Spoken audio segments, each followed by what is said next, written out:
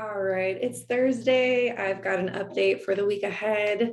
I am I'm laughing at myself. I have had the most stereotypical Mercury retrograde season ever. I don't usually give a lot of power to some of the stereotypes, but it has been so real these last 3 weeks. And I think it served me to just realize that sometimes the worst can happen with these like mix-ups in communication and cross wires with emails and things getting mixed up in the mail. Like all of these things can happen, and seriously, life goes on. We can laugh about it, like everything is okay. I know that there have been some quite serious things in our collective consciousness as well, but the mundane mix-ups that I've been experiencing on like a personal level in the Mercury retrograde has been comical, to say the least. So I'm attempting to record this. I am recording this. I'm not attempting, no matter what happens, I'm recording this on the very last day of the Mercury retrograde. I'm just trusting that no matter whatever happens, it's like there's no mistakes, it's all fine. And I'm taking a very relaxed stance because of what I've come to observe through all of the last 3 weeks. So today is Thursday, June 2nd.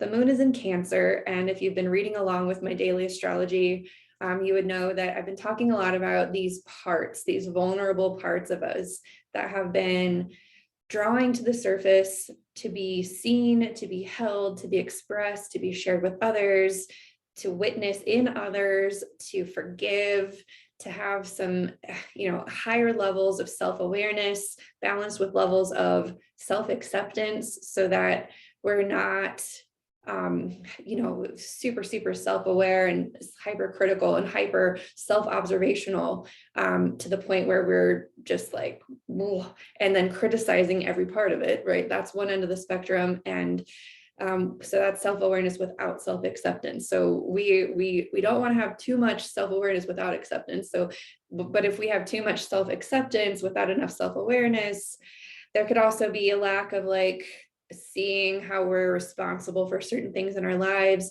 seeing where the power is in our lives to make change, seeing how our lives impact other people in ways that could be more conscientious. So if we have too much self-acceptance without some self-governance or self-observation, that can also be detrimental. So what we're doing right now is we're bringing that into balance. And I feel all of the cycles are just helping to facilitate that balance for us, so that we can have kind of a good, humble, open, vulnerable connection with each other moving forward, because that is what's truly sustainable. If we're talking about the theme for this year, and that started in January and goes to the summer of 2023, it's all about sustainability on every single level.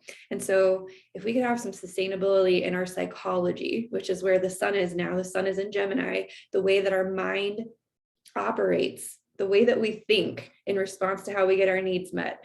If we can have some sustainability in the way that our mind functions and how we actually make meanings and then build upon those meanings, then it'll set that foundation forevermore. So it's a great time for mindset work and therapy and communicate, like sharing openly, bringing all these truths to the surface. I've also been talking in my writing about how this is we're kind of finishing out a Knight of Swords energy week, where this is like where we're kind of blurting things out, we're sharing things, like we're disclosing information, we're like being honest about things that sort of feels like, whoa, that made a ripple, like that affected that, what, did I just say that? Like we're having lots of different types of communications and offerings coming in right now, and we're having to field, okay, there's so much information here. What is the most sustainable bits of information for me to focus on? What's the most sustainable and most productive way for me to integrate this information And also, are there things that I need to pause? I need to slow down and not commit to certain things so I don't overpromise on these new offers that are coming in. So we're all in that sort of state right now. And I think that we've all been humbled to a certain degree through this Mercury retrograde cycle and through the last eclipse cycle. I talked to a group of women this week about, how the eclipse that we had a couple of weeks ago was like a vacuum that released all of our old patterns and that sort of sucked out these old ways of relating and these old ways of feeling resourced in our lives, showing up as characters, choosing certain things for our lives. And in the wake of that big shift, there would have been a recalibration that we would have had to go through that would have requested more resting time, requested more downtime, and requested more practical applications of self-care. So now we're at the end of this retrograde. It's the last day. We're sharing, we're more authentic than ever. Our minds are open. Our behavior is in a space, our Mars is in a space where we can actually put things in motion that we want to put into motion in a step-by-step manner that will actually make an impact and actually materialize. And then we have Venus in a space, our receptive nature is in a space where we can actually pause and receive and understand and slow down enough to let life sink in, let the beauty of things sink in, to remember what our true values in this life are actually about. Once we're in touch with those values, that's, I think, what's giving our body the sensation. Mercury is our the way that we communicate and the way we receive transmissions or understand things. Right now, it's still in Taurus. So we're listening to our bodies. Our bodies are telling us, you've got pain here. You feel excited about this. You need to rest. You want to lean in. That's a hell no. That's a hell yes. Our body is giving us those somatic cues right now, and we're going to use those to communicate to everything in our life in this next month. And I think that it'll feel very aligned. Amy Belair, she's a person I love very much. She actually gave an energetic overview for June as well. I'm going to link her somewhere because I really love what she said about the month of June. And so I'll just go ahead and link her. But essentially, this week is the first week of this really graceful energy, this really graceful table that we've set for ourselves. So today is the last day of that retrograde cycle. And then we move into Friday, the moon will move into Leo, Mercury will move direct. I feel it'll feel like, some of the most profound things I've ever experienced are those still, simple moments when it feels like I'm seeing everything in HD and I'm ultra super present and I can hear everything and I can taste everything. I got goosebumps just thinking about it. Like, I finally am like, oh, this is my life. Like this, wow, this is life. Like it touches you. It just your heart just feels it. Your heart is just like, oh, what if this is all that it's about? I'm here. I've arrived. Like, I've settled. I'm sitting here. I'm in my throne of my body. I'm witnessing the beauty of this life in all of its messiness and playfulness and imperfections and unstructuredness or whatever. It's like, I definitely feel that Friday is going to feel like a pretty light and bright day. And I think that we will be owning our heart's truth. It'll be like a recognition of the fact that our heart has been guiding us all along and our heart got us here. And wow, now I'm here. So that's this Friday. And the moon will continue into Leo on Saturday. And on Saturday and Sunday, Saturn is just about to turn retrograde. And I kind of wanted to time travel with you a little bit to when Saturn entered the temple of Aquarius. Saturn started a cycle with us back in December of 2020.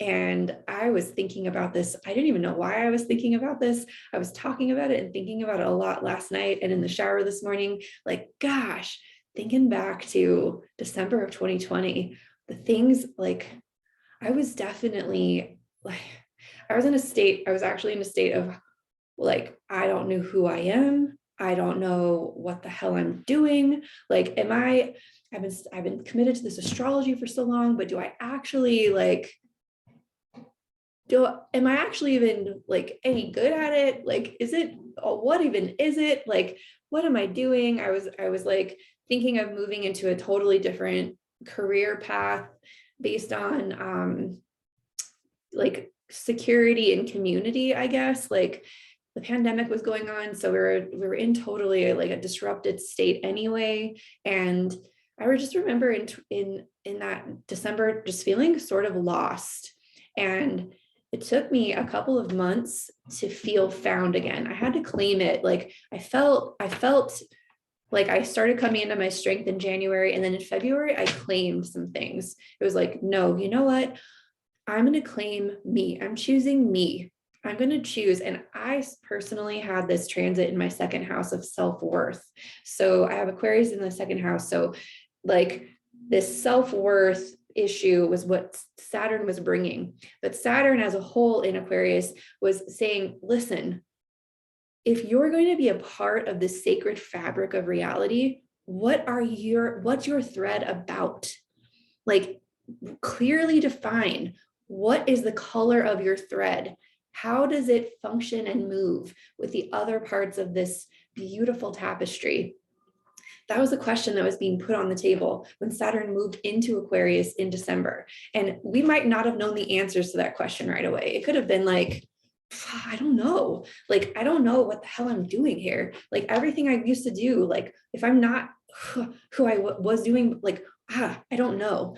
And there would have been some like, where, however we handle the uncertainty of not knowing, we made some moves, you know, like, and they probably weren't all great. They probably failed. They probably had some consequences. There probably were false starts, you know, there's some stuff that just didn't get off the ground because we were meant to put our, it was the year of the bull, all of 2021. I know I'm kind of going back in time a little bit, but it's relevant to Saturn retrograding right now. So, and I've found recently that bringing more of this, like you mine your history. Let's bring some more of this biological reference points to the cycles that you're a part of so you can understand more fully. Because honestly, like a question I've been asking, like I want to solve the question of, so what do I do with this information? So what am I supposed to do with all of this information? Like, it's nice to know. And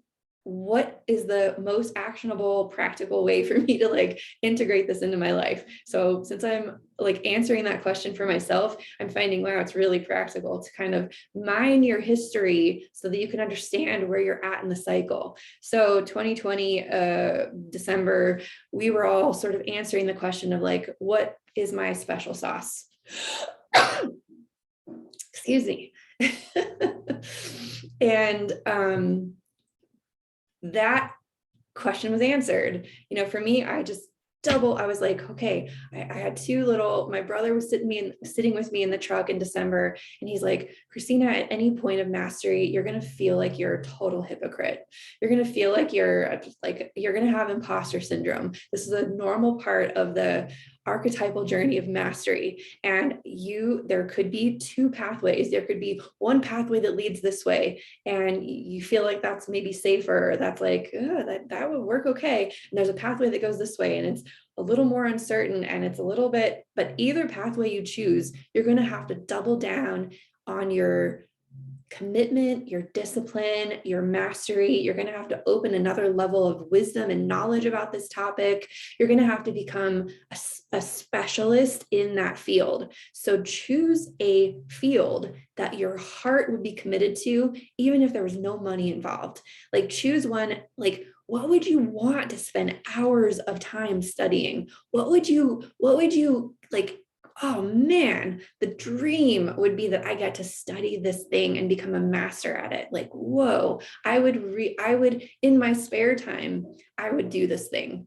And for me, that was astrology. Like I could be sick in bed and I was paying attention to astrology. I was listening to other astrologers. I was reading about astrology. Like it didn't matter. I just loved it. It fascinated me. And so whether or not I felt like I was like adept enough at, like, whether or not I thought I was like, whatever, imposter syndrome or whatever I was thinking at the time, I knew that I had to double down on the thing that I would do no matter what. Like if all the electricity went out and like I only had one type of book, what kind of book would I hope it would be? I would want it to be astrology books. I would want it to be, yeah. So anyways, the reason I'm talking about this is because that cycle opened and there was some sort of commitment and we put our work into it. We put our focus, we committed to it. And, you know, we've been like forging this path, like walking this path of like, yep, keep going, strengthen that thread, get it stronger, get it brighter, weave it in, get it into the networks, like share your gift, like bring it together, like nourish your community, like build, like present, bring your thread to the world, bring it, show it, let it show up. The pressure of having to continue forging that is just going to release. There's like that like force that's drawing us into that development is going to be like, okay, you've set the benchmark for now let's fill it in. So we're getting to this certain benchmark that we had set for ourselves back in December, a benchmark of excellence, a benchmark of mastery. We're setting that benchmark and then it's just going to hold. Like, it's not like it's going to regress, but it's going to give us a chance to catch up all the way. So for me personally, this has to do with like my what I need, my personal values, my value, my inherent value as having a unique voice, my inherent value as a thread in the tapestry of life, of everything, like my value in sharing these videos with you. That's where that benchmark is set. And I feel really solid in it. I'm in a totally different place psychologically now than I was back in December of 2020. And it was through this like commitment to this craft, so to speak. So now that energy is going to begin releasing, and then we're going to have a period of time, I think until November, to like fully actualize the benchmark.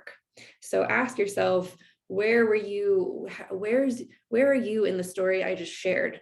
What were you thinking about? What were you actualizing in the last, year and a half or so. So then we get to Sunday, that's when the actual retrograde will happen. The moon is still in Leo, and we are entering into the energy will shift from like, I told you about the Knight of Swords, where there's like, wow, so much information, like ideas and It'll go into the Queen of Swords, and the Queen of Swords, she's like calm, cool, collected. She's super wise. She feels so confident in what she knows about herself, about the world. This isn't arrogance. It is like a deep inner knowing of her truth. And that's the week that opens on Sunday. And I believe that's contributing to the beauty of June, that it's a gift. June is a gift to us. It's a gift of grace. It's a gift of coherence. It's a gift. So the more that we can let this June energy be a gift, the more resource we'll feel as the year continues to unfold. It's a time to like soak it in, to really receive all of life and to just own it. So please, I give you all permission, please just own it.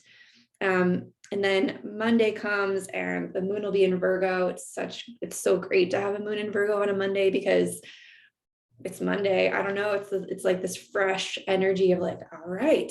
And if any of you have children, you're experiencing your children out of school. So there's like some planning I don't, there's like, not all of you have children, but you know, I do. My daughter, it's her last day of school. And so there's like this bright celebration. And then, and there's also all these details like, okay, I just got to make sure that her school schedule matches my work schedule. And like, we've got, you know, the details marked down. We've got the list of things we want to do in June. I think Monday would be a great day to plan out your summer, to put things on the calendar, beach day, camping, like whatever. If you're an entrepreneur, think about launching something in August and think about what that launch plan could look like as you're at rest in June and July. So, you know, a really good, like really good model for Virgo Monday is think about Virgo season starting around the 20th of August, and knowing that Virgo season, everyone wants to go back to school. Everyone wants to like hit the structure. Everyone wants to like do the thing that's going to prepare them for winter, you know, canning the valuable bits of summer. And so it's just, if for all my entrepreneurial listeners and watchers, it's just a really great time to plan out that schedule, and don't put a lot of pressure on yourself to be very productive in that arena, productive as far as output in the months of June and July, regarding like showing up for like highly, because everyone's going to have their, I believe that it's going to be a really strong July, and letting yourself respond in the moment in July and giving plenty of space to that is going to be like the most graceful way to navigate July. So, because there's some things in July that are pretty like, what?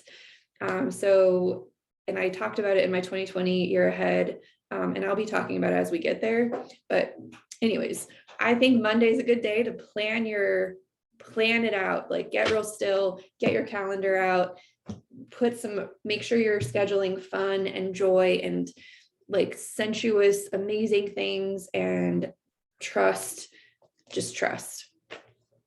Then we get to Tuesday, the moon will still be in Virgo and it'll be opposite Neptune. So I think that there'll be like that planning that you're doing on Monday, it'll probably continue on Tuesday, but you'll kind of do it from this bigger picture perspective. You'll be seeing like the value of putting those plans on paper gives you the freedom. There's something to knowing that you've got a certain level of structure in place with your schedule, with your joy, with your whatever, with your money, with whatever. You've got a certain level of structure in place that allows a lot of movement within the container of structure, so that you can actually like, it's not so restrictive. It's like the structure actually gives the freedom for the movement and the play and the joy and the freedom. Virgo is actually about creating soul sovereignty. The thing is, if we don't have a structure in place, like we think that freedom, the opposite side of Virgo is Pisces. So I could get into a huge philosophical conversation right now about Virgo and Pisces. They're both about freedom and soul sovereignty. They're both about like total liberation, but one side of the spectrum is total soul liberation for the individual soul to like get their feet on the ground and to have their like tangible day-to-day needs met in a very sustainable way, so that they have the freedom to make decisions for themselves that feel the most joyous to their personal character.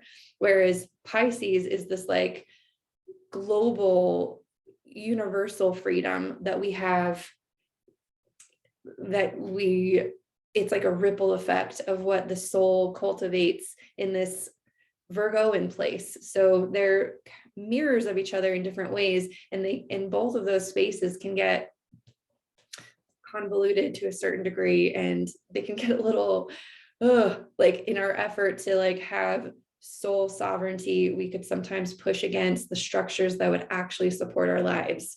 So if we have Virgo problems, usually it's like we can't pay our bills. We can't seem to have, we never have enough. We've got to like commit all of our life force energy to like making enough money to just barely make it. And we have no freedom at all, because if we don't show up there, we don't have the money to actually do the things we truly want to do.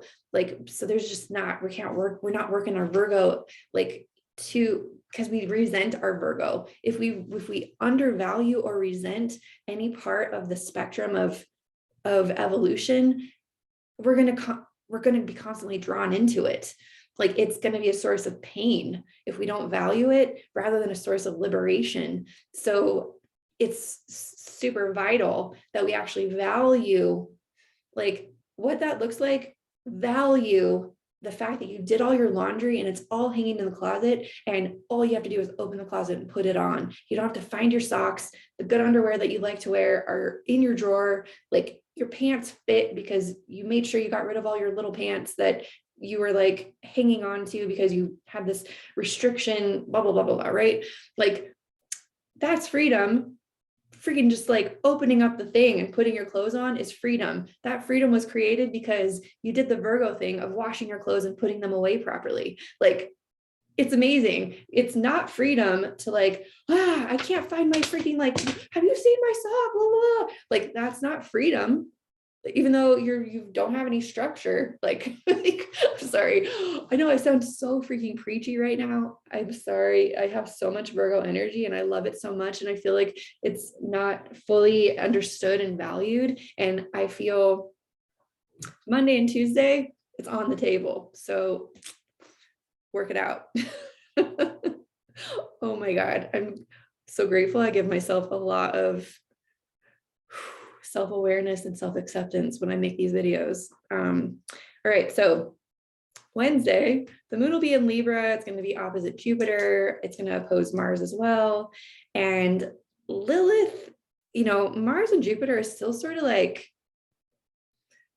having a little like interaction with our Lilith over in Cancer. I've talked a lot about Lilith in Cancer lately, especially in my writing. Okay, I gotta pause for a minute when I talk about Lilith. Black Moon Lilith is a character that sits at our table. If you can imagine, there's a table of characters. Every single planet has a place at the table, and they show up in different parts of the table, look like pieces of a pie that represent parts of our lives. Okay. And wherever we have Cancer, that's a place where we relate to the vulnerable parts of us, the little internal children that needed to be hugged and held when we were little, the parts of us that would cry when we feel like, I just want someone to hold me. I just want to be held. Can you just pet my face and tell me everything is going to be okay? Everyone has that part, no matter who you are. And right now, Lilith is hanging out there and she's amplifying for us. When I was in the shower, I was thinking about Lilith, and I was thinking about how she showed up when she was showing up in Gemini earlier this year. And then when she came into, Cancer, how that I could feel the shift in that. And the thing that I kept hearing over and over was, I see you, baby, shaking that ass. Like, I just kept singing over and over. And I'm like, I picture Lilith as this, she's like, yeah, I don't know. And she's trying to say, hey, does this scare you? Is this scary? Is this scary? Is this scary? And if you're like, oh, that's scary. Yeah, that's really scary. I'm scared. You're giving her all this power. And she's like, oh, is that scary? Here's a little more. Like, she's like, power. I like it. Give me more. Give me more. I'm going to keep feeding you some more things to be afraid of because you keep giving me more power. This is good. This is good. So she does that for everybody. It's just, what's our relationship with fear? If we give the fear power, she's going to get stronger. She's going to get bigger. She's going to have more clout at the table. She's going to be like, anyways, I just want to talk about what's scary now. And everyone's going to get quiet. Like, fuck, what do you got to say, Lilith? So like, I learned how to be in relationship with Lilith primarily because in my personal chart, she hangs out at the same degree as my North Node and my moon. She's like, I've got a couple people sitting on her lap. They're just like it's hard to explain the way that my mind works. I personify, I create their characters. They're like, I'm in relationship with these energies. They're as if they're parts of me, but I don't know how to, I don't, anyways, it's like there's a table of people inside my head that I get to communicate with. And some of them have more power than others, depending on who I let influence me the most. They're all important and I value every single one of them. And I want us all to value Lilith in a way that gives her a seat at the table, but doesn't give her a ton of power. Because what I know is no matter what, every single time I've tested this, if she brings a fear to the table, I know with certainty that it's not true. If Lilith brought it to the table, it's not true. It's like a fail. It completely neutralizes whatever she's bringing to the table. So I can sing that song is my song for her. And every time a fear comes into my field, like I can sing that song and it doesn't give, I think I did some like NLP, neuro-linguistic programming on fear. I think this is an NLP thing. I've studied it a little bit. I'm not an expert at it, but like this is creating a lighter association to something that would normally have a lot of power over our mindset, our focus, or our physiology. So I am sharing this with you because it's a valuable tool. And I also know from reading a ton of charts and studying this phenomenon of Black Moon Lilith, that wherever she's at, she's bringing up a fear that's not true. It's by nature, it's not true. It's not that she's a liar. It's that she's putting something in the system for character development. It makes the story more interesting, and how the main character responds to the fear changes the way the story goes. So where am I even at with all this? Basically, on Wednesday, we still are, she's given a little bit more of a megaphone these days because of Mars and Jupiter's squaring to her. And so she's like, oh, well, if you're giving me a space to talk, and also if you're not, inflating what she has to say and making it like super, powerful, she's probably going to be like, anyways, I hope that you understand what I'm trying to say. But she's moving to 6 degrees. She's moving away from 5 degrees. 5 degrees is like, I'm afraid I'm going to have to change. I'm afraid of the changes that are coming. I'm afraid of the transformation. I'm afraid of how I'm going to have to change in response to these vulnerabilities, basically. And when she moves to 6 degrees on Wednesday, it'll be like, okay, it's like 6 degrees is like, I'm afraid to have faith in this. Like, am I sure I can trust this? Am I sure I can have faith and it would be okay, let's say that you really need a hug and there's someone that you could ask for a hug from, and you're asking yourself, you got beyond the place of like, how will things change if I actually like let them hug me? Okay, how will things change is number 5. We get to number 6 and it'll be like, do I have faith that this hug is even going to make me feel better? Do I have faith that when this person hugs me, that it's actually like, I'm going to actually feel safe? So that's the type of energy we'll move into on Wednesday. And my answer to you is, if you're afraid it won't be, it actually will be, because the fear is actually the opposite of the truth. So whatever you're afraid of, just turn it around. That's the actual truth. Freaking Carolyn Miss, is that what her name is? She has like a whole process on like questioning your beliefs, questioning your fears. And she has this thing called the turnaround. So she's like, is it true? Is it very true? Are you absolutely certain that it's true? Is it possible that the opposite of that is true, or something like that? So you can look up the work by Carolyn Miss. I don't use that philosophy very often, but this is sort of what the Lilith thing at 6 degrees, it would be beneficial to kind of do the turnaround on your fears. And with the moon in Libra, it's gonna be somehow in our relationship with others. It'll be a relational, like interpersonal, about the harmony, about trust, about the people in our lives. And I have a feeling there will also be some very constructive communication around this, because Mercury is going to be trining Pluto. So there will be like old communication strategies that we just don't use anymore. Like, oh, I totally used to like freaking say this stuff, or I used to think these things, or I used to like communicate with my body or trust my body these certain ways. And I just don't do that anymore because Pluto is eliminating. So that leads us Thursday. The moon is still in Libra. It's opposite Chiron. I haven't talked a lot about Chiron lately, but basically we're going to be facing topics around self and other. Like, okay, I've got, this is me and this is you, and this is how me and you interact, and it's okay for me to be me and it's okay for you to be you. So Thursday, I think, is going to be like, there's going to be topics of interpersonal harmony dynamics, and I'll be making another video next Thursday, so then we can pick it up and take it from there. If you found this relevant and interesting, I write about the astrology every single day. You can find my writing on my blog, How It Feels Today, on lunation.live, www.lunation.live. I'm also on Instagram at lunation.live, and I have a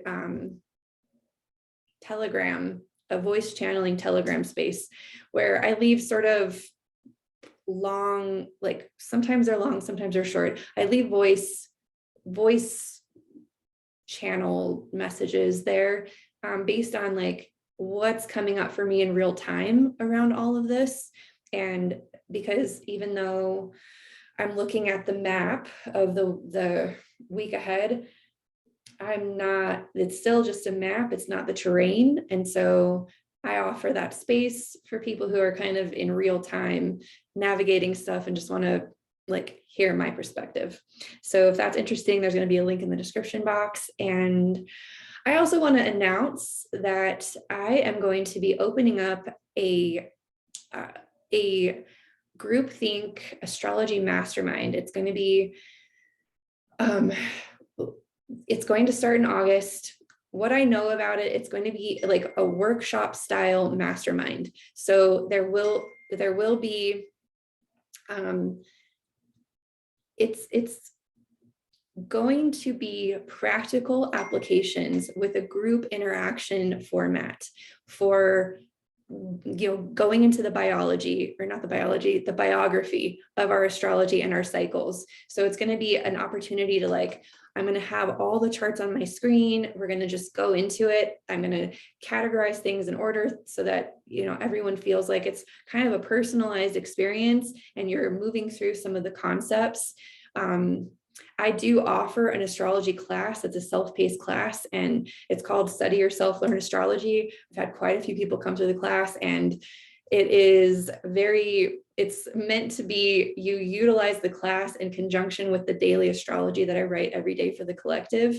And then there's an extra layer of self-study that comes along with that. So if that's interesting to you, I'll leave a link for that in the description as well. You can get started now on that self-paced study course. And then if you're interested in going even further into learning how to understand and read this for yourself on a day-to-day basis and know more about your personal recipe for navigating all this, that group mastermind will start in August, and I'm really excited about it. I'm not doing as many personal readings at this time, especially not through the summer. I've gone to a mentorship format, so I have people I'm working with very in-depth every single week over the course of a year. I do have a couple of spaces potentially open for that right now. I'm at a growth capacity space. So if that's something that's interesting to you, you can reach out and talk to me about that too. Although I would highly recommend taking the self-study course and then joining my mastermind in August. That will give you some foundations. It'll help you to really get oriented to your own recipe, and it'll just open up this entire map in a really beautiful way. So that is my beautiful sacred advertisement for you. And I appreciate you giving me the space and platform for that.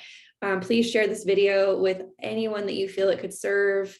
Subscribe to my channel if you're not already subscribed, like the channel, leave a comment. I am absolutely having the vision that I want to bridge this.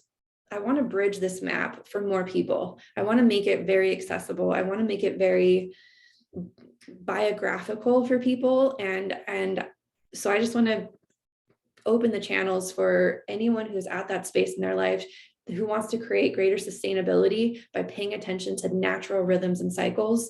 I'm here and I want to serve you. And I have lots of open and free content to serve you with. So please share it liberally, and I will see you in the next video. Thanks.